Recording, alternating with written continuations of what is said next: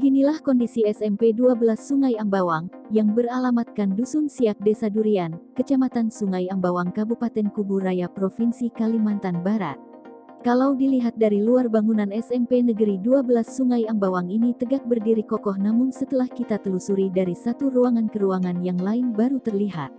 Pantauan awak media di lapangan pada hari Rabu tanggal 22 Februari tahun 2023 pagi.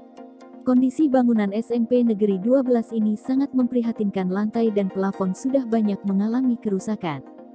Begitu juga kondisi mebeler bangku meja sudah banyak yang sudah tidak layak pakai. Yang lebih parahnya lagi, dalam proses belajar mengajar siswa harus rela duduk saling berdempetan dikarenakan kapasitas ruang belajar tidak memadai layaknya seperti di sekolah lain. Tak hanya itu saja, satu kelas siswa SMP Negeri 12 ini masih numpang di bangunan ruang kelas SD negeri tetangganya. Waluyo SPD, Kepala Sekolah SMP Negeri 12, kepada sejumlah awak media ketika ditemui di kantornya, ia memaparkan bahwa SMP Negeri 12 ini usianya baru 10 tahun berdiri, sedangkan untuk jumlah siswanya ada 135 siswa.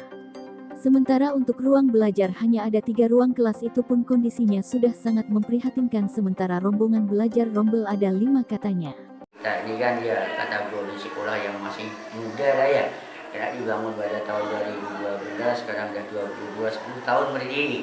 10 tahun berdiri dengan jumlah ruang belajar hanya 3, hingga sementara rombel kitanya ada 5.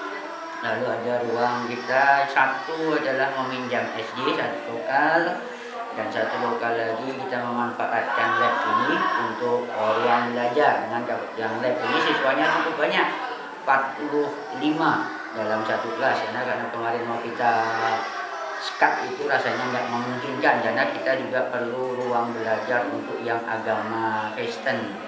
Saat ini belum ada ya, sehingga ditugaskan kita sekat hanya untuk belajar agama Kristen. Ini jumlah siswa kita 135 siswa, alhamdulillah meningkat dari tahun lalu, naik sekitar 20 siswa lebih, naik lagi. Lalu untuk jumlah guru kita untuk PN itu ada 7, 8 dengan saya, sementara tenaga honorer guru itu ada 4. Plus 1 tenaga administrasi, sehingga total tenaga di SMP Negeri 12 ini sebanyak 14 personil. 14 personil yang mana 8 PNS, 6 adalah honorer, tenaga honorer.